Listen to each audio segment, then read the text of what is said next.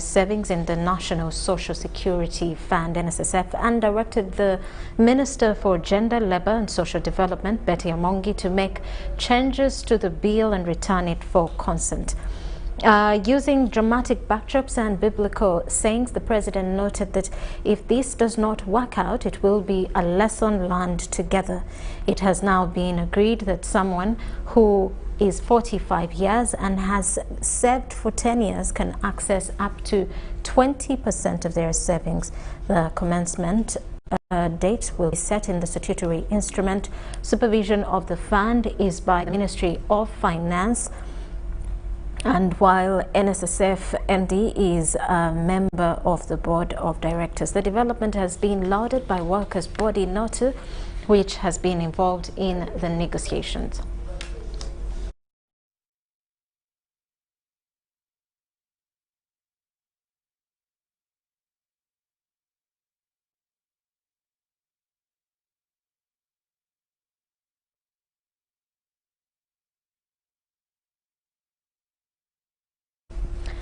Now, government of Uganda has refuted allegations and accusations linking it to the current political standoff between the Kenyan President Uhuru Kenyatta and his deputy William Ruto.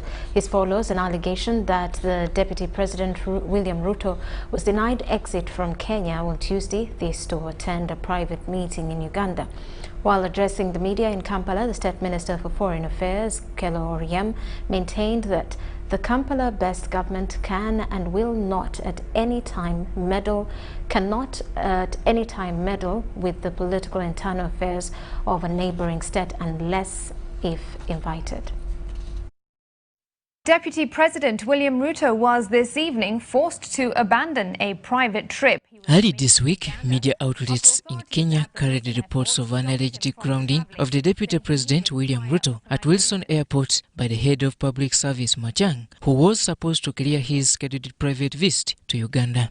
According to the DP's head of communication, David Mugonya, the DP decided to go back home after spending more than 5 hours trying to secure clearance from state officials in vain. To date, the Kenyan government has not issued an official response over the allegations, and many are pointing fingers at Uganda as the trouble causer. The Ugandan government has, however, broken its silence over the matter. His Excellency Ruto was prevented from coming to Uganda. That's the first part of the question, isn't it? Why? But I cannot answer that question because those things took place in Kenya. He was not prevented by Uganda. We have no authority, we have no powers. Those are the jurisdictions of the Kenyan government.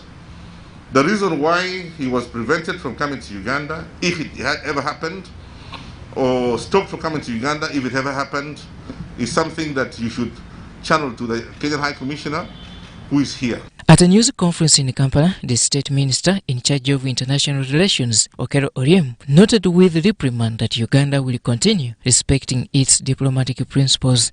Our foreign policy is very clear as the skies, as clear as the water in the glass, is that we do not interfere in the internal affairs of any country whatsoever. We only participate and engage other countries if they invite us to be in their country. So we have no interest to interfere in the politics or the social affairs of Kenya. Kenya is being run by an elected president, His Excellency Uhuru Kenyatta, and is doing a good job. And there's no reason why the government of Uganda should interfere in the administration of his government, or even how the director of that politics is taking place. We don't. He also confirms that Ruto's alleged trip to Uganda was a matter not addressed to his ministry. The protocol department, which is led by the chief of protocol, has no record whatsoever that there's a request for us to provide protocol services to His Excellency Ruto. I was not informed by the chief of protocol. He's not on his records that a request for him to be given protocol service in Uganda was requested by the Kenyan High Commission. So as far as we, the Minister of Foreign Affairs, no record whatsoever that His Excellency Ruto was coming to Uganda and required our assistance as the government of Uganda. Regarding the alleged arrest of Ugandan Turkey-based blogger Fred Kajubi alias Lumbuye, Minister Oryem replied but with constraints since he wasn't in possession of evidence to confirm his arrest. Well, I don't know if he has been arrested. I heard that he's been arrested. And if he's arrested because of a crime he committed, then he deserves to be arrested because he committed a crime. Anybody who commits a crime in any country whatsoever will pay the price for committing or breaking the law, including in Uganda. That person they're talking to is not a special person. Who is he to think that he can be above the law, irrespective of where he is? In any case, if Lumbuye is arrested, international laws calls for his repatriation back home, and the Directorate of Public Prosecution will prefer charges against him. Robert Onyango, UBC News. The Judiciary has set 16th August 2021 to kickstart the hearings of parliamentary election petitions. However, the schedule for the hearing of the petitions will be communicated by the Principal Judge, Dr. Rhoda Ngonzi. Over 100 parliamentary election petitions are waiting to be disposed of by different court circuits in different parts of the country. Deborah Namamunde has more. Following the outbreak of COVID-19 in the country, all efforts were centered on how to reduce the spread of the pandemic. However, the judiciary halted the hearing of parliamentary election petitions until further notice. After lifting the lockdown by the President on 30th July 2021, the judiciary has now set 16th August 2021 to start the hearing of the parliamentary election petitions, rising from the 2020-2021 general elections. The petitions, according to those guidelines, are supposed to start off on the 16th of this month. How they will start and how they will be conducted is now going to be guided by the Honorable Principal Judge. So the Honorable Principal Judge is going to give other guidelines specifically on how the petitions are going to be conducted. Now that they have set a time frame, we hope that they start on time. We await further directions from the courts on since we have already received the CJ's directives. So we hope that the head of the division will also give us directions on how these and cause lists for the cases, and then we shall be ready to answer to whatever petitions. Among the petitions to be entertained include the one filed by Shukra Mukesh challenging NUPU's Member of Parliament Joel Senyonyi representing Nakawa East. Although the petitioner Shukra Mukesh had filed his petition in time on 10th May 2021, he later served lawyers from Pase Advocates, making amendments related to lack of academic qualifications by Joel Senyonyi to be a Member of Parliament among other grounds. Mukesh in the first petition filed in High Court on 9th March 2021 cited allegations of election irregularities, such as reducing his votes, bringing non-registered voters to participate in the voting exercise, as well as ballot staffing. According to records, Shukra Shumuko's original petition was filed on the last date of the 30 days deadline, within which the election petitions were to be filed after being gazetted. However, Kalimani highlights more on what is required for one to make an amendments in his or her petition during this time. You have to make the application, and if you make the application and convince the court can allow you to amend. So amendments are not allowed if they're introducing a whole new case, because what that means is that someone can change their case at will at whatever stage. That means that if there is something that comes to your mind in the course of the case, you can always go back to court. That would be abuse of court process. Talking to lawyers representing Joel Senyonyi, led by Counsel George Musse, after receiving the petition, they had this to say. In this case, Mr. Mukesh Babubai, first of all, is way out of time. He filed his amendment on 10th May. Secondly, he did not seek leave of court before dumping these papers in court. Thirdly, he seeks to introduce totally new issues altogether, which were not within his initial petition. In an election conducted on 14th January 2021, Joel Senyonyi defeated 11 other contestants to be declared a winner of the hotly contested election after obtaining over 31,000 votes. NRM's Margaret Nantongozi were in the second position with 9,450 votes, followed by Kenneth Paul Kakande and Shukra Mukesh alias Shumuko the petitioner. came in the 6th position with only 806 votes. Deborah Namamonde, Nantongo Rebecca, UBC News. And Uganda's middle distance runner Parish has won the country her first gold medal at the Tokyo Olympics.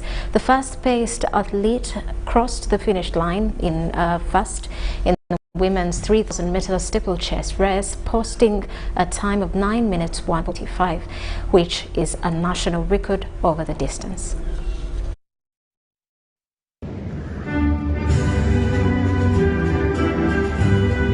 Peruth Chemtai became the first Ugandan woman to win an Olympic gold medal in any sport when she triumphed in the women's 3,000 meter steeplechase. The 20-year-old Ugandan set a new national record as she chased down USA's Courtney Frenches, who won silver at the 2017 World Championships on the final lap and pulled away to win by 20 meters. Chemtai's triumph was only the third Olympic gold won by Uganda in any sport after John Akibwa's 400-meter hurdle win in 1972 and Stephen Kiprotich's victory in 2012 marathon. I start my race, I go in front, I control my races, but I go up to 4 laps. American girl passed me, but I said that I will not give up. I will go. After the end.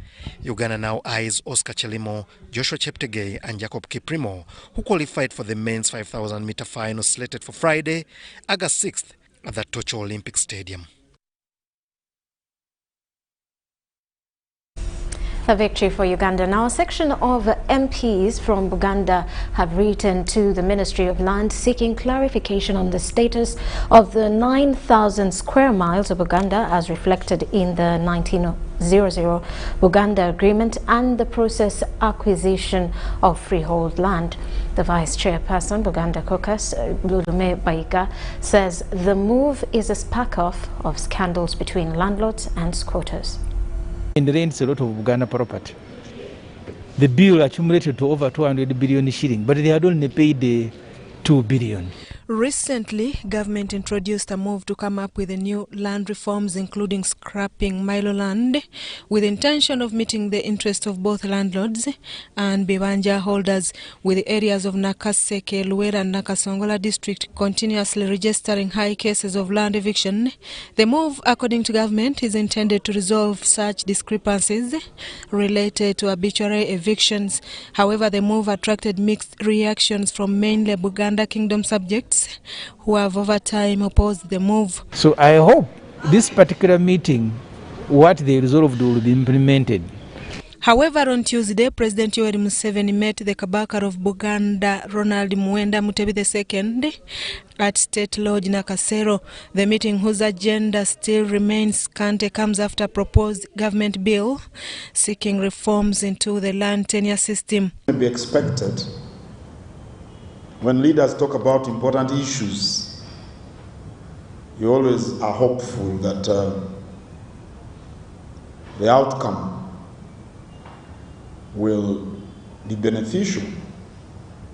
Following this meeting, a section of members of parliament from Buganda have written to the Ministry of Land seeking clarity on a number of issues, notwithstanding the process of acquisition of freehold land. The inventory of all the public land managed under the various district land boards in your jurisdiction as Minister for Land. Second, we need to have a list of the persons and entities that have acquired freehold titles on the said land. The Vice Chairperson Buganda Caucus, Dr. Lulume Baiga, still in opposition of the move, says there is a lot of unresolved issues on tenancy tracking back from 1900 Buganda Agreement, which need to be streamlined. We also want the Minister to explain to this country the status of the land fund and the list of the beneficiaries, their districts. This is not a first time Buganda subject oppose the Milo land reforms. On the contrary, members have disputed a move by government on mandatory installation of GPS trackers on all vehicles. These digital machines that are going to be loaded in the vehicles and the borders, their use is against the democratic norms. The move to have trackers installed on all vehicles approved by Cabinet last month is intended to curb increased the crime rate in the country. Susan Nawonga reporting for UBC TV. The Prime Minister, Rhoda Ngonzi, has cautioned legislators against corruption that is depriving Ugandans of services. Ngonzi was addressing a capacity-building workshop for chairpersons of committees and NRM regional whips at the office of the Prime Minister. Benediga has more. Government is rolling out the implementation of the Parish development model, the latest attempt to address service delivery challenges and alleviate poverty at the grassroots. In the next 5 years, the model will see development activities planned for execution at parishes, which is the lowest local administrative unit for planning and development as government moves to advance the benefits of decentralization. While addressing chairpersons of committees and NRM regional whips on capacity building for the new development model, the Permanent Secretary Minister of Finance, Ramadhan Gobi, decried corruption, weak leadership and low motivation at the implementation level, poor planning and budgeting, and having implementers without decision-making powers. You give people the responsibility, like now we are saying parish chiefs are going to be critical in implementing the parish development model. But then, later you find you haven't given them any decision-making powers. That everything they have to consult. So you find the parish chief consulting the sub-county chief, the sub-county chief consulting the county chief consulting the district consulting. So you end up not doing anything because people have spent the entire month consulting. The days of paper accountability, ladies and gentlemen, are over. People are counting on paper when there are no results on the ground. We want accountability, Right Honorable Minister, with the results. And by results we mean household self-reporting, better services and incomes. Let the people of Uganda be the ones to tell government that now we have received clean water. The Prime Minister, Rhoda Ngonzi, the parish model is among the key promises of NRM government that should be given priority. I would like also to urge you to give priority to the promises NRM government made to the people of Uganda while carrying out our duty in the committees, like implementing the parish model. All of us now are looking at parish model as an engine that will help us to drive our economy to the middle income status. So I urge you colleagues to take advantage of those positions that you have so that we can now account to the public. Reading from a letter of the President to legislators, Ngonzi said the President wants MPs to use their time productively and address major problems of the country. He talked about our land, the amendment of the Land Act. He says we should amend the land law so that the Vivanja owners can pay their usuru at sub-county in case the landlords or their agents are not available, because they are always, our Vivanja owners have lost land because the landlords sometimes hide themselves, and when they go to court they say you did not pay usuru. Fighting corruption is also top on agenda. The capacity building workshop is intended to get legislators have a harmonized position while doing government work. Because sometimes the work we do in Parliament is not aligned to the national priorities. And that's what the President has insisted on, that whatever we do now, we have to ensure it's aligned to the national priorities. The parish development model is projected to spring 39% of households from subsistence economy to commercial production. Bernard Higa, UBC News. Meanwhile, the Deputy Director of Internal Security Organization ISO, Lieutenant Colonel Amy Katavazi has called upon local leaders in Zombo and Nebi districts to urge their children who joined rebel groups to come back. Now, the children had joined rebel groups that have been attacking communities in Zombo district. The Deputy Director, Internal Security Organization, Lieutenant Colonel Amy Mutabazi, has urged elders in Zombo district to teach young people to be patriotic. Lieutenant Colonel Amy Mutabazi was speaking to local leaders of Zombo and Nebi districts during an engagement at the district sub-county. This office is open and everybody tell these children of ours to come back home. And those who are planning to go, they should love their country. There is no country that has developed out of war, out of insecurity. And at the end of the day, we didn't tell you that this soil is not fertile. Even if it is not fertile, it should not be fertilized by the blood of African people. Don't be the manure. Lieutenant Colonel Mutabazi challenged sub-county political leaders and the Gombolola internal security officers, GISO, to be agents of peace in their respective sub-counties so that people get to understand the importance of peace in the country. Did you people pick jerrycans of oil from there? Or it was trail of blood? We are mixing issues and we are pretending. Are we together? Let us not mix issues. Security and livelihood are not related because the issue of livelihood is within your head. Major Masa Asimwe from RDC Secretariat in the Office of the President stressed that many citizens have been used to coordinate rebel missions within the country. And that's the reason we are moving to you and reminding you that it is your fundamental role equally to secure yourselves, secure this country, and secure your areas. The councillors emphasized that youth need to be empowered economically and sensitizing them on patriotism. The councillors identified lack of transport for sub-county chairpersons and GISOs as one of the issues interfering in intelligence. That patriotism education is disseminated down to the grassroots level. The effort of these people, I think some people would seek to move to exile. We have condemned the act which is happening particularly in Zombo. These are men who don't have even a grass house here, but deceiving our youth.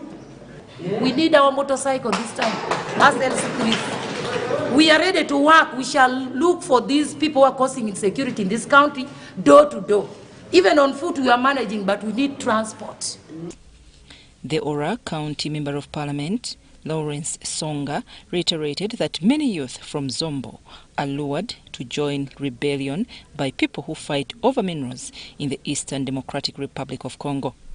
Meanwhile, resident District Commissioner of Zombo, Andrew Kajaying, says the rebels are surrendering because of the cooperation with local leaders. Companies are coming here to compete for the mineral resources in the Congo. And the only way to capture the territory is to come through the local chiefs, the local leaders of Eastern Congo. And then they start luring our people up to here, and that is part of the conflict.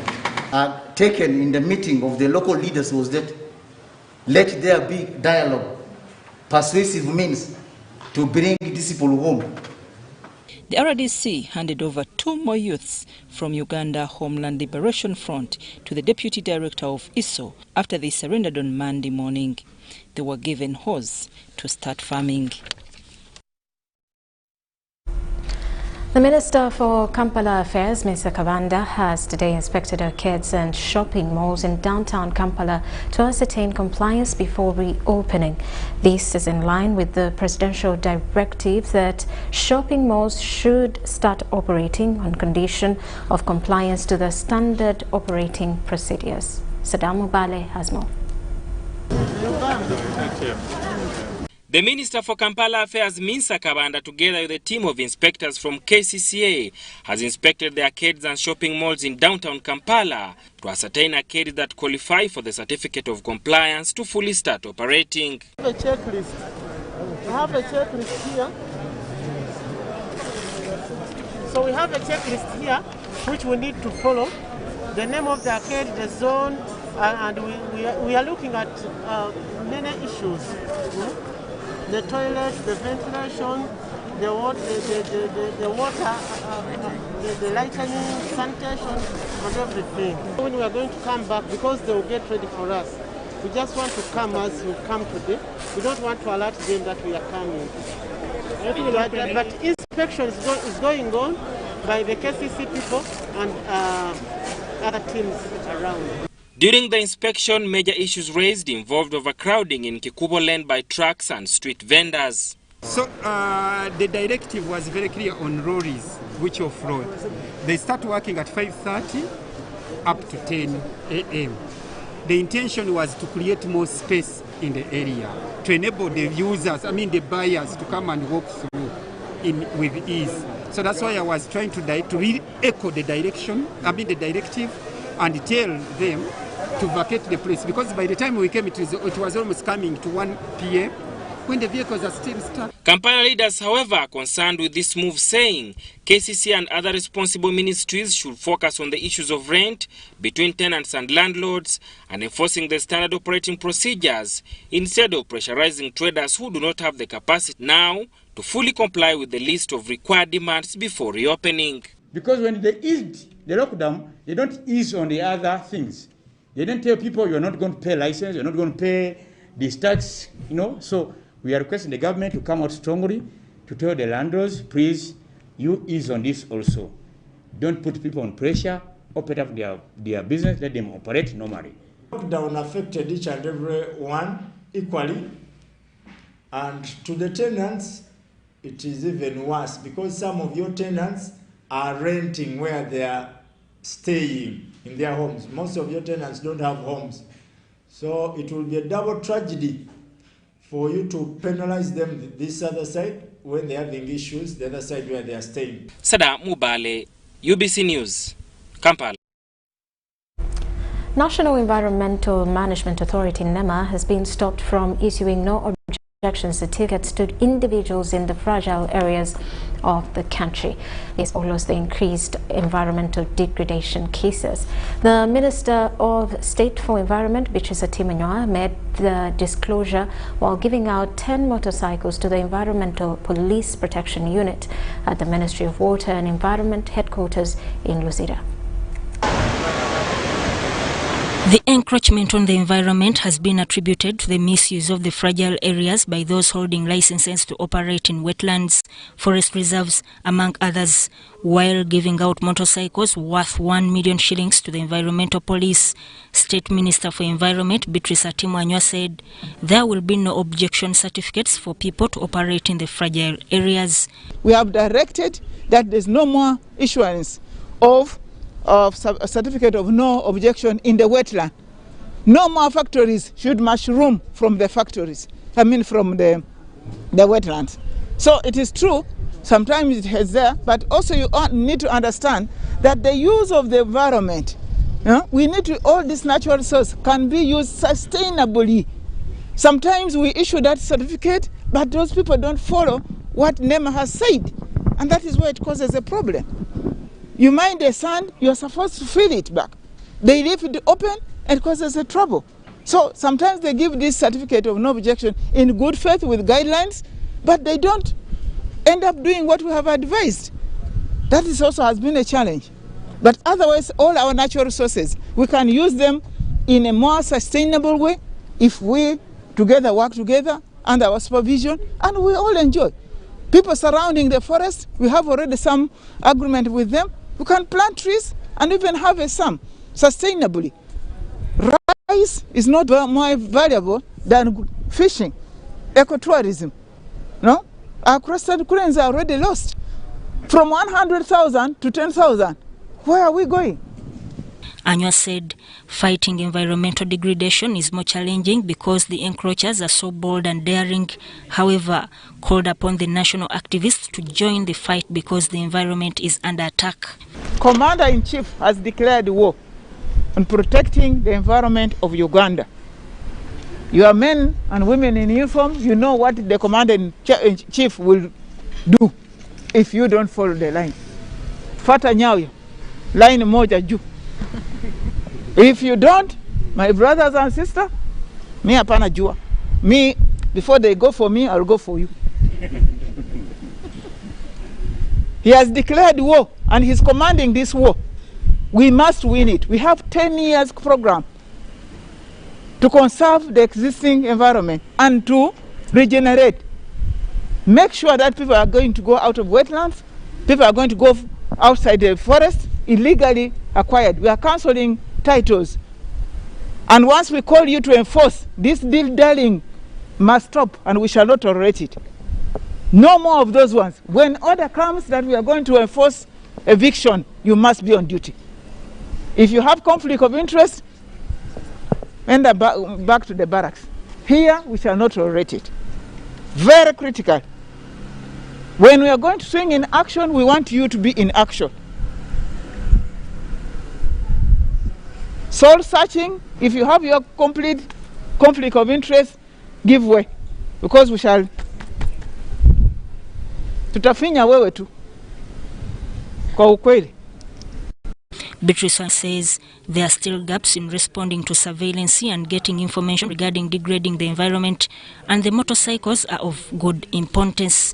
She said an environmental court is in the offing following the so many case backlogs to fast-track cases of environmental degradation. Our courts are overwhelmed. There are so many backlogs which are there. Now, if you bundle a case of environment where somebody was caught cutting a part of the forest, and then he has gone into the courts and we have given us injunction. By the time the court will hear our case, the trees will be finished. That is the challenge we have had. So we want a specialized court that will fast track all these cases which might come up. So we are strengthening that. We have, as government, we are going to beef it up, and then we see that justice is done quickly and we save our environment. Colin Zoloya, the commissioner in charge of wetlands, commended the environmental police for protecting the natural forest estates. These motorcycles will be distributed countrywide to make our footprints realized from Koboko to Mayuge, then from Kabong to Kabale. So, Honorable Minister, you are most welcome to hand over these motorcycles to the police. This is what I've prepared to make a speech. Sudat Kaye reporting. The engineering community in Uganda has been called upon to put more emphasis on production and less on maintenance. Renowned engineer and Minister for Disaster Preparedness, Hilary Onek, says this will promote value addition not just to the profession but to the country's development. It was at Chira Motors Vehicle Manufacturing Plant in Jinja where Minister for Science and Innovation, Dr. Monica Msenero, called for more of such projects for development purposes.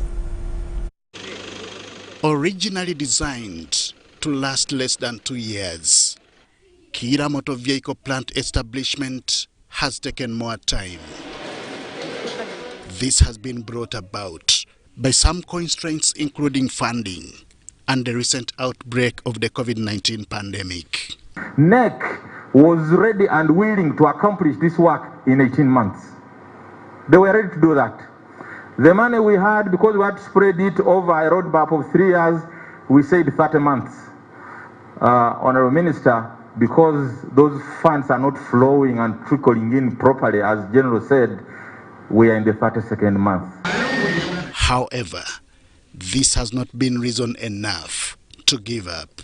This is why work on ground is evident for all to see. Where government MDAs engage NEC and the UPDF directly, government projects are executed at a lower cost without compromising quality and in time.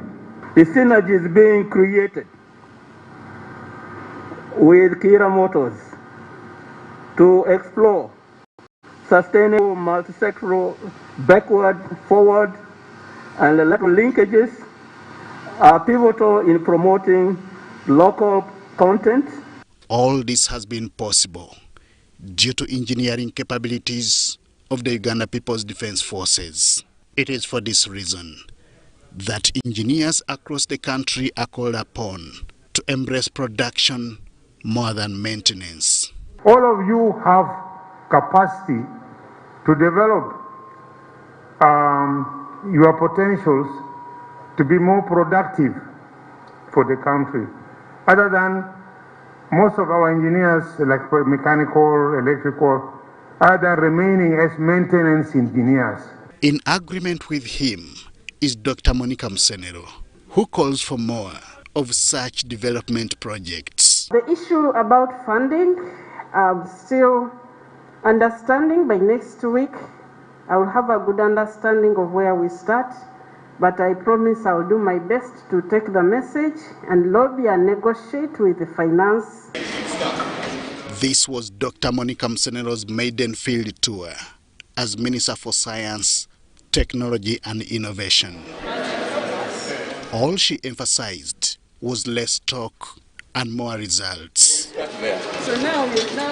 Building the indigenous motor vehicle industry is consistent with Uganda's aspiration and pathway to the 2040 Vision 2040 outlined in the National Development Plan and also in the NRM Manifesto. This motor vehicle manufacturing plant in Jinja is a brainchild of Kira Motors Corporation.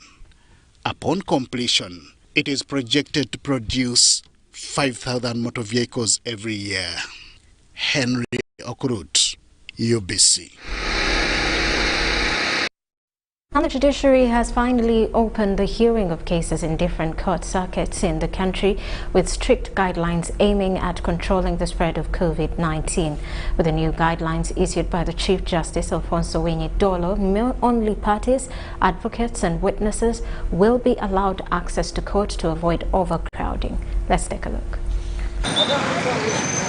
In the past 42 days of the lockdown, Judiciary issued guidelines following those issued by President and the Minister of Health to reduce the spread of COVID-19. Following the gradual lifting of the lockdown, the Judiciary has also released the new guidelines, which have been ascertained by the Chief Justice Alfonso Dolo. Jameson Kalimani, the judiciary spokesperson, says in the revised guidelines, courts are now allowed to only work with a percentage of 20 staff, and the resident registrar, magistrate and head of department are required to update the staff attendance roster. Before these guidelines, we had suspended hearing of cases involving witnesses. We were only handling urgent matters. So at the moment, we are now free to handle any other matter. You are free to hear even witnesses. That's what it means. According to Kalimani, civil criminal cases are to be handled this time round. However, with a limited number of court users, not eliminating the use of virtual means in delivering rulings and hearing of cases. Which means very few cases have to be listed for a day, not to attract many people. The few people allowed at courts are people who are primary in the hearing of the case. And these are the parties, their lawyers, and witnesses. So any other people who don't fall into that category are not accepted at the courts. While at the courts, they have to observe the soaps of wearing masks and sanitizing and social distancing. Judiciary has, however, halted evictions and arresting those with deaths, although execution proceedings are to resume partially, with courts handling only 5 cases per day, with an aim of observing the standard operating procedures. When you evict people here, they have to move to another place. And as they move, you don't know what you are exporting from one point to another. So that's why evictions are also halted. Execution in form of arrest is still suspended. and that is of course for obvious reasons. We are trying to reduce the numbers in prison to avoid the spread of the COVID-19. Deborah Namamonde, Nantongo Rebecca, UBC News. With that, we take a quick break. When we return, more details. This is News Tonight.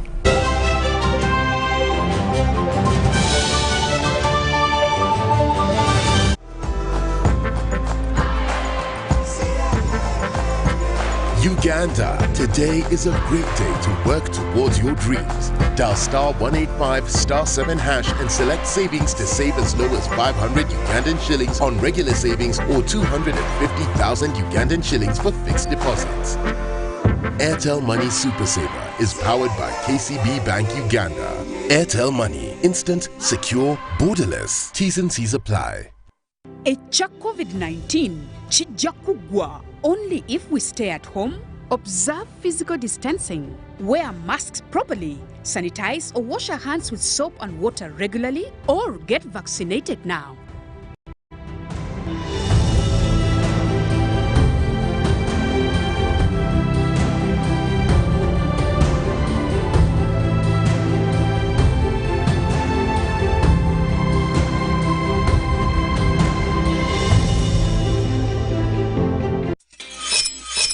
We've cut and reduced our MTN Momo withdrawal rates. Now you can withdraw mobile money at the lowest rates. You also get MTN Century Points when you deposit, send and withdraw MTN mobile money. Visit our Momo agents countrywide and withdraw mobile money at our reduced rates from 1st May 2021.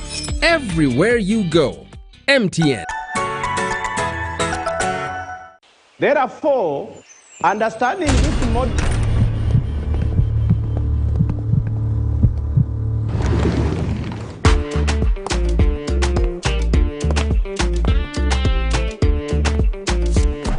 Excuse me, lady. Who do you think you are? A queen? Hey, haven't you heard? Get Airtel Chillax bundles and browse like a queen. Get Airtel Chillax bundles that do not expire and browse like a queen or king. Dial *175# or use My Airtel app. Airtel, the smartphone network.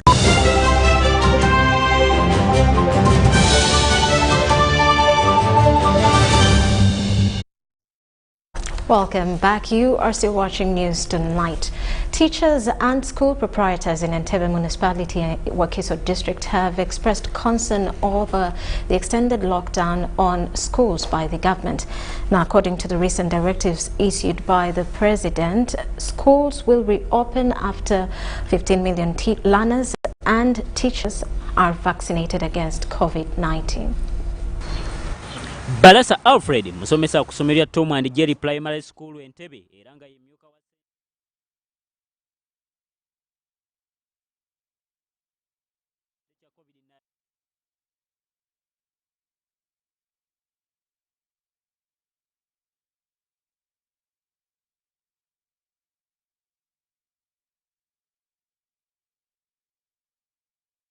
We apologize for that.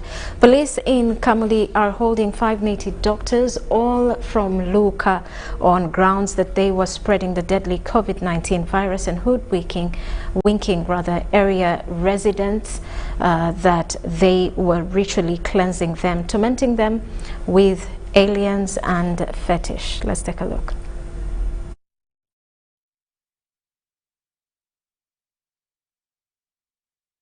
Residents in Luka have been living in fear after 5 native doctors came to the area of Kabanyolo zone in Namasagali Parish and started pelting stones and sprinkling water to people's houses in an effort to woodwink them that demons were in high gears of besieging them.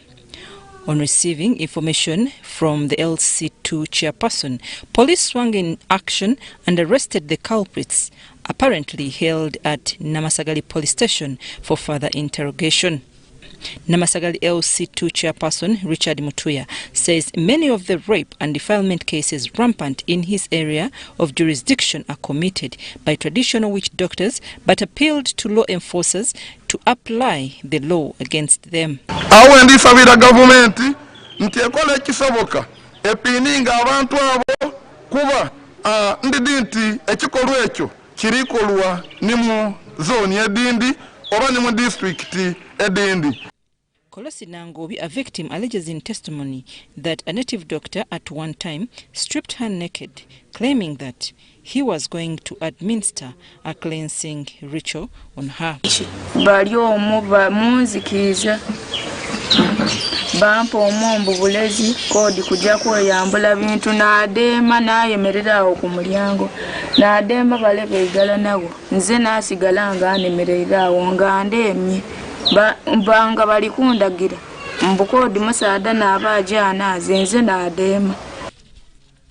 However, at Nabasagali police station, Mpoya, Gasita and Mokembo Brian, who are among the arrested native doctors, denied the allegations. Nomba twabere munumba bachika family ndereri betwabere nabo nife twategere kukuchika bakuliya twabere ku makazi goli kuba tyabere mwabere mu kumwambula tutwakoze kumulwaire obo tutwabategere kunze tibidi ato.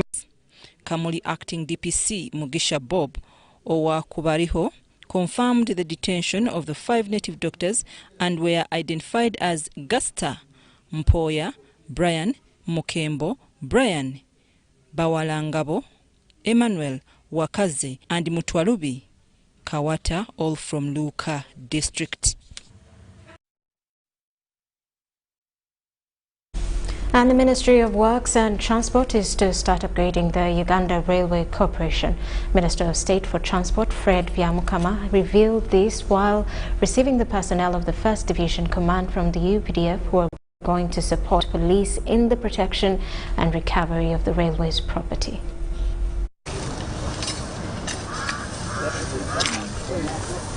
Yes.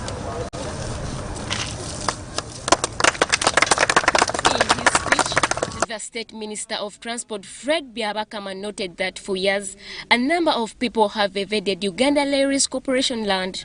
He says time is now that the corporation is embarking on regaining its land that was grabbed by illegal encroachers settlers. These encroachers, individuals who are non-patriotic, who have connived with other officials to have this land, public land or government land, bought off or swindled, used for other personal activities which they think for they are good for themselves but not good for the government.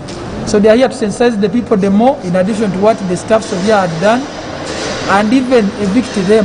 Says the ministry is prioritizing the Uganda Railway because it's a friendly transport means and this will help reduce on the volume of damaging roads. His Excellency the President has guided and directed that if we are to achieve middle income status, we need to have Uganda Railway revamped and revived in a simple way. Now the government is putting out of money to revive this project such that we spare our roads. The railway transport system carries a lot of heavy luggage which could have been used by truck people, the heavy trucks moving on the tarmac roads, and they spoil them. But now, when you pass by a train, our roads will be spared. The 1st Division Commander Sam Kawaga pledged his total support to see that Uganda Railway gets back its lost properties. Police tukora nabo Kampala tuze okubakwatirako okusokerera okulaba nti tuprotectinga ekyo ekisigaddewo kubanga baba bagenda byagalo bimarawo bakyeyongera tutuseeko wali waggulu abalaba sima musingi abalaba kola let us first protect ekiriwo. The managing director of the Uganda Railway Corporation cautioned the illegal settlers on the Uganda Railway Corporation's land to vacate. We expect by now people should be moving voluntarily. Now come October 1st, our 6-month notice will be over and we are going to come and ask you again to leave and give you maybe a day. If you don't, we'll let you move. He advised people who acquired land from the Uganda Railway Corporation staff to report to their offices to ease the process. The person will get evidence on will handle according to the law. For the Land Commission, we have written to them and submitted all the legal titles that we are aware about and told them to cancel them. We have done that with the KCCA and all other stakeholders that are concerned. The program is expected to take 4 to 5 years. Irene Faith Nantongo, Kenneth Tanaba, UBC News. Police in Kamuli is holding 3 people for allegedly exhuming a body of a 72-year-old woman, Sarah Nabidie, who was a resident of Buera Zone in Wiza Parish, Namasagali Sub-County, Kamuli District. Kamuli Acting District Police Commander Robert Mugisha confirmed the incident and said that the 3 will be produced in court once investigations into the matter are complete. Sarah Nakabidi, a 72-year-old woman. The DPC, Robert Mugisha, said they will be charged with counts of disturbing peace of the dead and trespass around the graveyard. So when they were arrested, we put 3 charges against them. One of them is the disobedience of these guidelines. You know, nowadays we have the guidelines of curfew, of COVID-19. That was the one charge, disobedience. The LC1 chairperson Buwera Bukaya Zone, Kanika Sulman, said it's incumbent upon police to ensure that the arrested are returned to rebuild the grave at no cost to avoid expenses.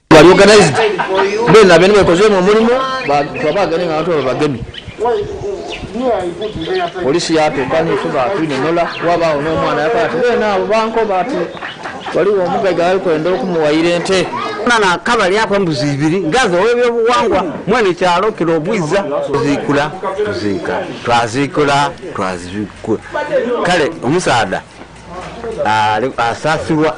So we are still investigating what could be the reason why they moved from Luka to Kamuli. According to an opinion leader, Joseph Mbalicha, it's the second time the deceased has been exhumed. Untana, niba mutemako ibango, era ni mukumutemako ibango, bamugalamiriza bamubaga mu ebiwowo bamutola mu omutima. Ekikola ky'abaganda bangabo kusinzira myaka je balimu. Nzikulu wange nkivumirira. Abanangana kuyange matana n'okutemba kukolira lwa kivundo. Ayi abantu abo kisaanire babuwe kibone ky'omulembe. Bakufuwa bakukuba kubamboko bajye basibe paka. Tuje n'abasaada abo baziika omufu. Kuba twali tumaze okuziika ebyali bali badeseewo. Tika sobola kuziika magomba meka 3 naziika okufa mu yesooka. Kayina ziika bwe baziikwire kayimpera nje nziikule kayindire mu nziike banange. Irene Faith Nantongo, UBC News. And the chairperson LC5 Masindi District, Cosmas Biaruhanga, wants the Permanent Secretary, Ministry of Local Government, Ben Komumanya, to allow the district to settle over 1,000 people on a 10-acre piece of land.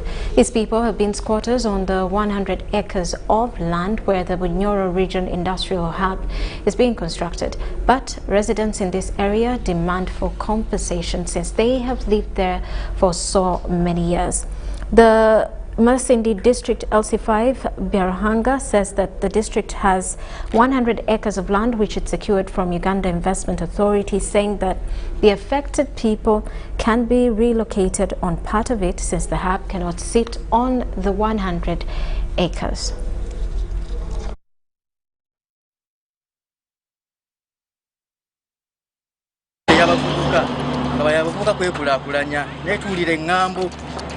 Bagenda tusendawo kati tumanje tugenda kudda atenge embeera yakweyiya tuli bavubuka tusaba obuyambi obwenjawulo kuva mu Museveni Yoweri tukwagala otuyambe wane kiryana tuli wano batugobaganya mu buyumba bwe twazimba ettaka tetulira bwe twagula tukaddiye tuli bannamwandu abasajja batufako 19 minisita n'abakola nkukowola jangu otuyambe buno obudde bwa korona tutulina gye tulaga vayo jo tulwanirire nafe tukwetaaga Bunyoro Masindi. Meanwhile, the woman member of Parliament for Bugweri District, Rachel Magola, has diverted 200 million shillings provided by the Parliamentary Commission to each MP to procure a vehicle that befits the status of an MP to buying an ambulance for her constituents. Let's take a look. Bugweri district is among the many districts in Uganda with bleeding healthy facilities with no ambulances. People here for a long time have been using motorbikes as ambulances. The hard situation prompted the area woman MP, also known as a seasonal musician, Rachel Magola aka Bangaina, to buy the ambulance in the district. Magola procured a Land Cruiser valued at 350 million Ugandan shillings as an ambulance and donated it to the constituency to be used in swift evacuation of critically ill patients to hospitals.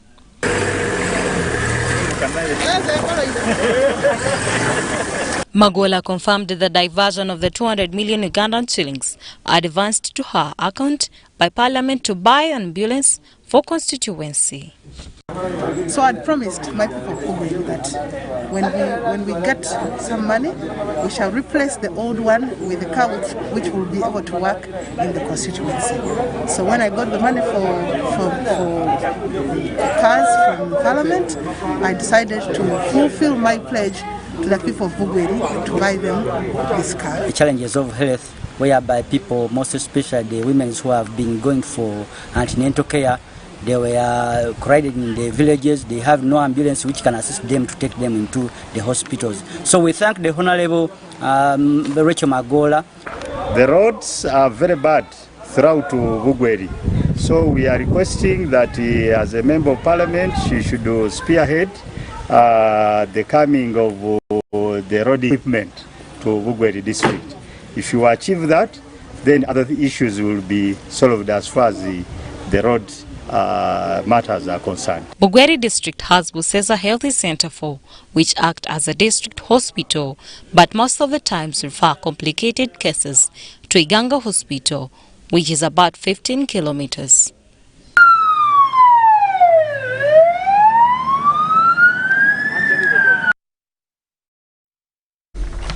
And the Association of Ugandan Nationals in North America has donated medical equipment to Kasangati Health Center and has pledged to extend clean water to homesteads to scale down on the number of people suffering from typhoid resulting from consumption of contaminated water.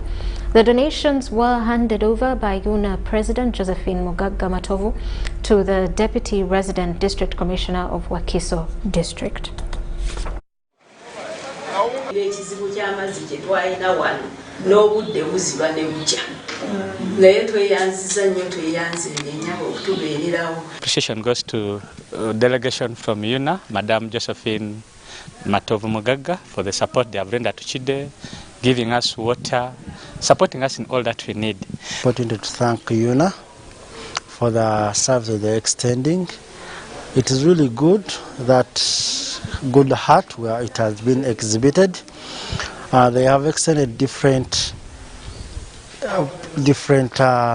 items to Kasangati Health Center for, more especially our maternity ward.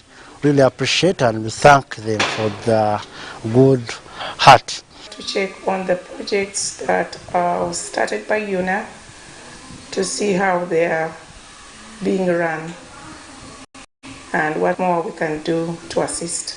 Our passion is to help the undertrodden.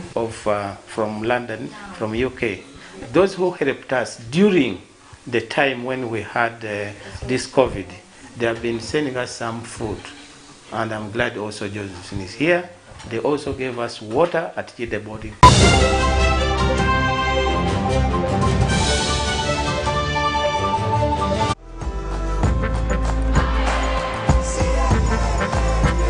Uganda, today is a great day to work towards your dreams. Dial *185 *7# and select savings to save as low as 500 Ugandan shillings on regular savings or 250,000 Ugandan shillings for fixed deposits.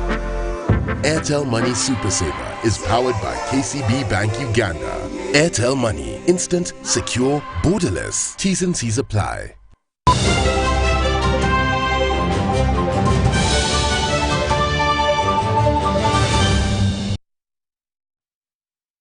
News Uganda Registration Services Bureau, URSB, has announced that Uganda will hold this year's diplomatic conference for adoption of the draft protocol Protocol on voluntary registration of copyright and related rights. At a joint press conference in Kampala, the Ministry of Foreign Affairs, the Deputy Attorney General and officials from URSB disclosed that the event will take place in Kampala starting from 20th to the 28th of August at Peak Resort, Munyonyo. The 2021 Draft Protocol on Voluntary Registration Conference by the Africa Regional Intellectual Property Organization, ARIPO, is expected to bring together ministers in charge of intellectual property, heads of industrial property, copyright, and related rights officers from the 20 member states. Uganda is also a signatory to the protocols that are under the African Regional Intellectual Property Organization. And these are the Banjul Protocol on marks and the Harare Protocol. And these are protocols that allow registration of your intellectual property rights beyond Uganda and within these 20 member states of the African continent. The mandated dignitaries of intellectual property and foreign affairs in Uganda highlighted some of the take-home benefits for Uganda hosting the conference. We are hopeful that the conference and resulting protocol will facilitate the socio-economic development of Uganda and the participating countries through the use of intellectual properties and copyrights in particular. Let the rest of the world know that we are making strides as a country. So that when your product is in South Africa, they know it is created by so and so from Uganda. The protocol will establish a regional task force to implement voluntary registration of copyright and related rights, create a database of copyright and related rights for all the member states. Be it musicians, those in the IT sector, those in fabrication, whatever you produce as coming from your creative mind, the law is here to protect. Locally and internationally, without any fabrication. A copyright is the exclusive legal right given to the originator or an assignee to print, publish, perform, film or record literary, artistic or musical material.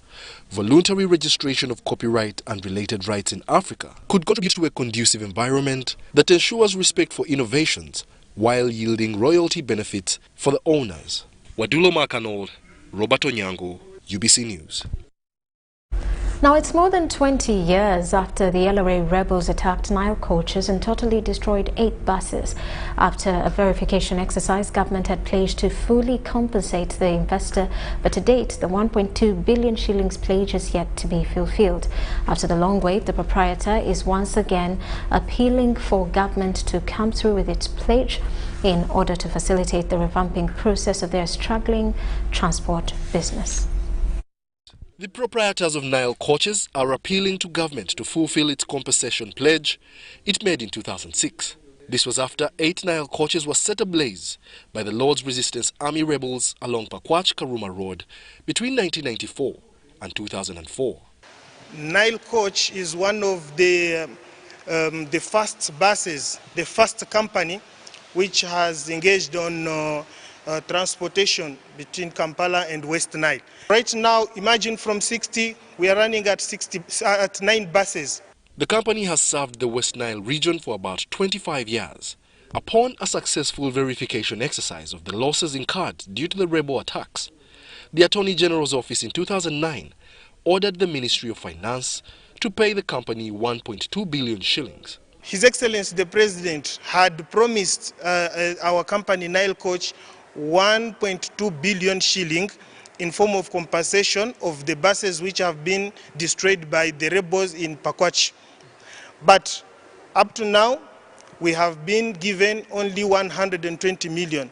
The 1.80 billion is still pending and not been cleared up to now. The investors raised their concerns through Peter Ogwang, the State Minister for Economic Monitoring, who had paid them a courtesy call at their Alfield grain milling factory in Kaboja, a Kampala suburb.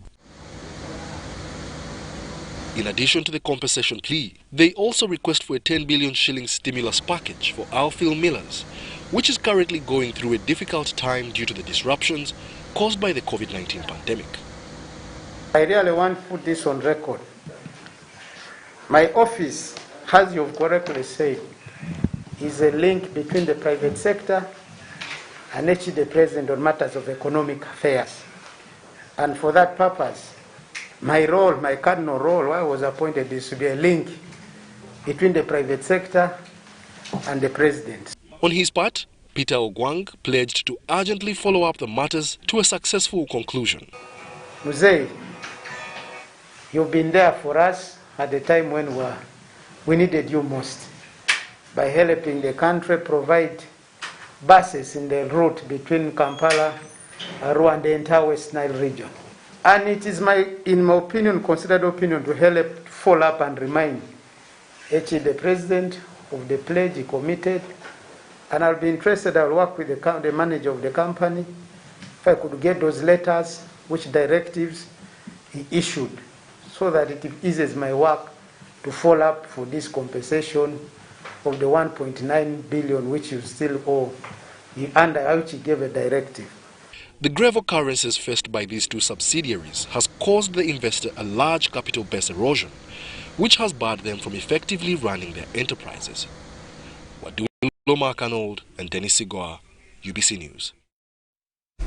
The National Organization for Trade Unions has hailed the decision by President Museveni to sign the NSSF midterm access bill. In a phone interview with UBC, Asha Wilson Owere, the chairman, General Notu, said the decision is timely and it will go a long way in boosting social and economic growth. You know, I'm the happiest man today because President Yoweri Museveni has accepted to sign the bill and give workers the midterm access. So you mean he has accepted to sign, or he has already signed? No, the signing can be any time, because now, you know, there are some amendments that we made. Okay. You know, in the bill it was saying 45 or 10. Okay. Now that word "or" was now changing the whole bill. Okay. But now the bill is reading 45 years and 10 years of savings. Okay. When you reach 45 years and you have saved for 10 years. Okay. So that needs that alone needs an amendment. Okay. And after that correction, and then the Parliament approves it.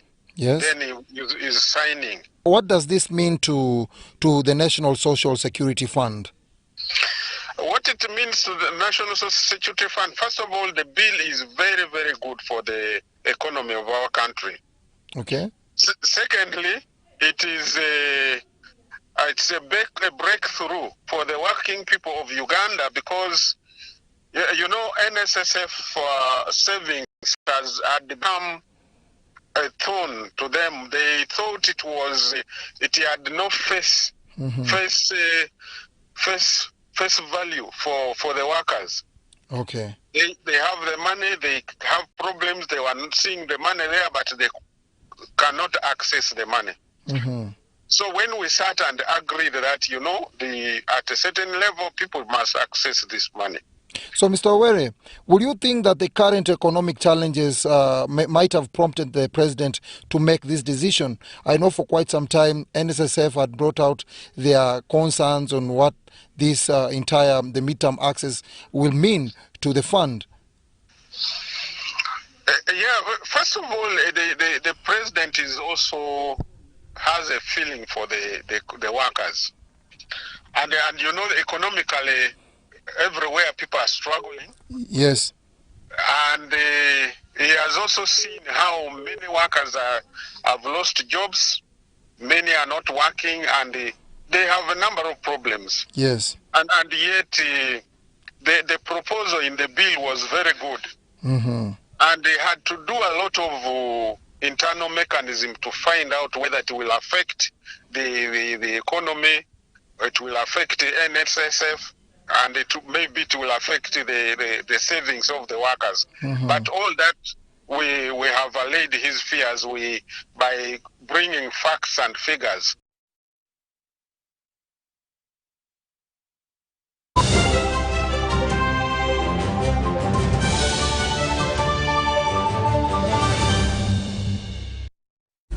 Express FC and Nyasa Big Bullets shared spoils in the thrilling Group B encounter on Wednesday at the Benjamin Kappa Stadium. The Red Eagles took an early thanks to a clinical finish by Muzamir Mutiaba, but a second-half goal from Chikwepo Muswoya handed the Malawian guests a deserved point. Nyasa Big Bullets enjoyed more of the ball, but Waswa Bossa's Express created the best chances in an end-to-end thriller. Eric Kambale missed a keeper-to-beat chance late in the game when he was put through by Godfrey Luesiba, but the forward shot weakly at goal. Mutiaba scores his first goal of the competition on his start. Well, Express Football Club have actually picked up a draw against Nyasa Big Bullets all the way from Malawi. The game has actually ended 1-1. Express Football Club needed to win this game to actually qualify for their first ever semi-final of the Kagame Cup. They took the lead courtesy of Muzamiri Mutiaba, who actually came into the game as a replacement of Abe Etrude, who actually picked up a red card on the first day of the competition. But unfortunately, he did not last the entire 90 minutes, had to be substituted and replaced by Mayanja in the second half. But all in all, Express Football Club were actually outplayed by the Nyasa Big Bullets in the second half. And Nyasa kept pressing on Express and got the equalizer, courtesy of a gentleman by the names of Kukwepo. Kukwepo has now scored 2 goals in the competition, just like Paul Peters of Azam Football Club, the other ones who are leading when it comes to scoring the goals. Express find themselves in a very difficult situation right now because their final game is against the Young Africans of Tanzania, who will be playing against Atlabara a little bit later, and people believe that could be a very easy one there. For the Nyasa Big Bullets, their final game will be against Atlabara, and Express, their final game again is against the Africans in this group. Remember, they only take 2 teams from each group for the semi-finals, and now Express, who needed to win this game today, find themselves in a difficult situation to progress to the semi-final, unless they have to go through the team Yanga in the final game. Reporting for News Tonight, all the way from Dar es Salaam, my name is Peter Tai. We're here by Godfrey Luesibawa, makes the run through, cuts the ball back here. Chance here for Muzamiru, just it's a goal. Muzamiru Mutiaba scores his first goal of the competition. Well, and Ugandans' chances of earning football professional stints have been boosted by an initiative that is a brainchild of the Office of the President. Footballers are to be the first beneficiaries of this project that will in future target all other sports disciplines. The future of Ugandan sport that has for long been headed to the doldrums seems to be up and running again, following an initiative which is a brainchild of Office of the President.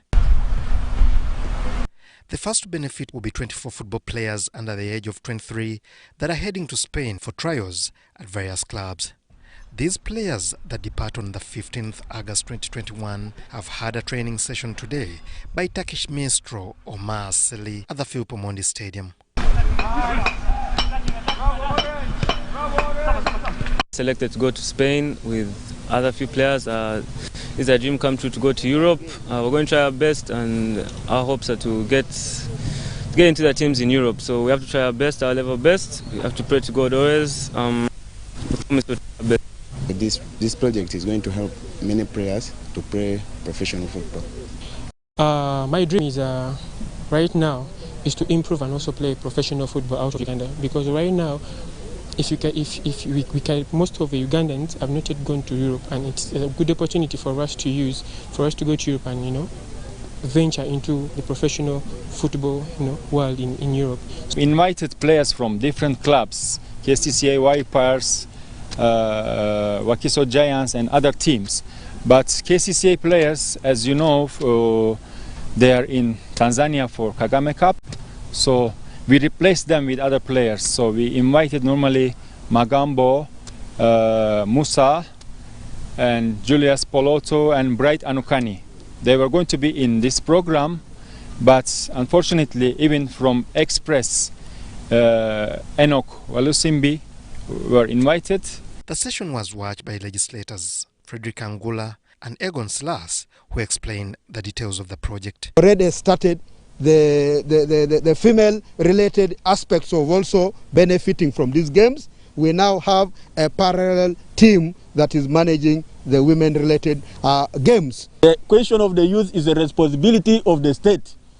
We cannot leave them to air. There is no miracle that is going to happen if government is not going to be deliberate.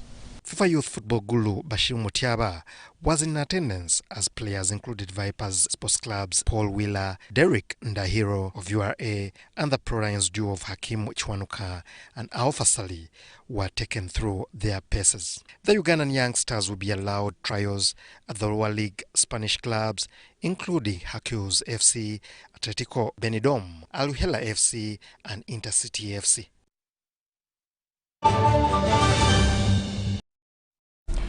Well, and that does it for news tonight. Thank you for sticking with us. Elizabeth Nakakoni on sign language. I am Rhoda Ngonzi. We do leave you with Semper Alex with the weather update. Have yourselves a good night.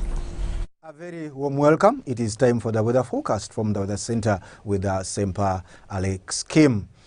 In the morning, some parts of the Lake Victoria shoreline received some light isolated rainfall. This also took on some parts of the western of the country. But into the afternoon, it was cloudy conditions that developed into some light isolated rainfall over various parts of the country. Otherwise, by 9 a.m. This morning, some parts of the country reported some rainfall, like our Delai in the western northwestern reported 22.4 millimeters, while Masaka 9.4 and Soroti reported 0.2 millimeters of rainfall.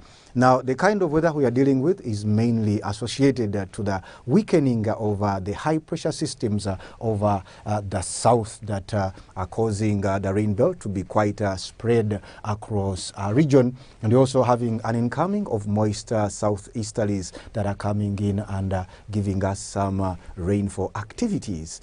In the morning, we do expect to see some chances of some light isolated rainfall along the Lake Victoria Basin, as well as parts of Kasese and Mubende. But into the afternoon, we do expect a pickup of some rainfall activities, especially in some areas in Kampala, as well as parts of Mbale, where we do expect to be quite thundering. Whereas in Kasese and Mubende towards Masindi, we do expect light isolated rainfall. And because of that, we do expect temperatures to go up to 30 degrees centigrade to be across Kitugum. But in Karamoja region at 31, and in Kampala at 27, and Kawale Highlands at 25 degrees centigrade.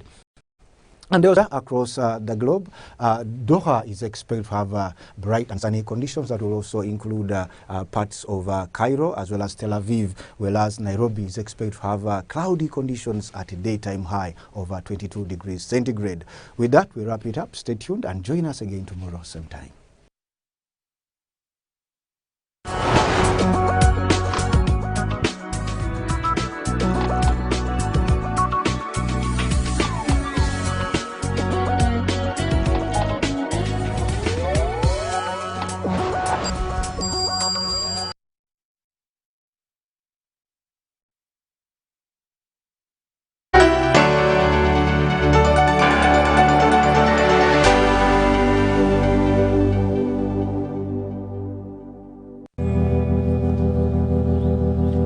I wasn't there when she died.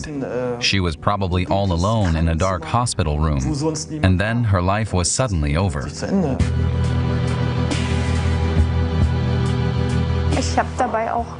I was crying because I was thinking, where is the humanity? Where is the dignity in this? Putting this patient into this bag.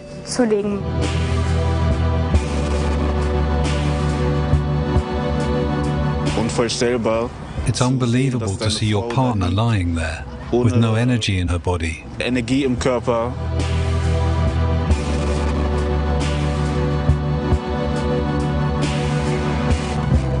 I thought there's so much I